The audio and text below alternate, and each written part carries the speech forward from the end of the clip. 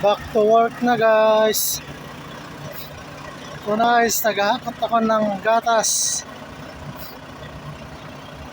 Dito na ako sa farm ng Almaray.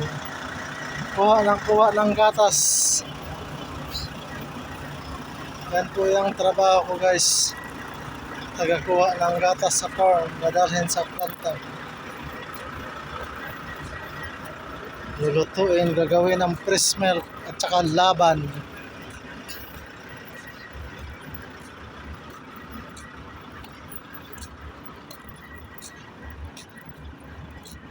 Hello, my vlog.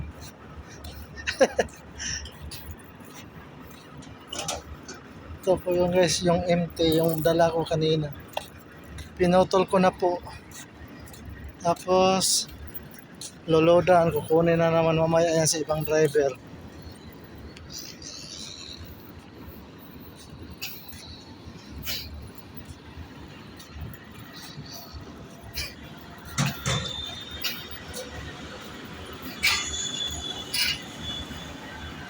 Ito po yung puro bakahan.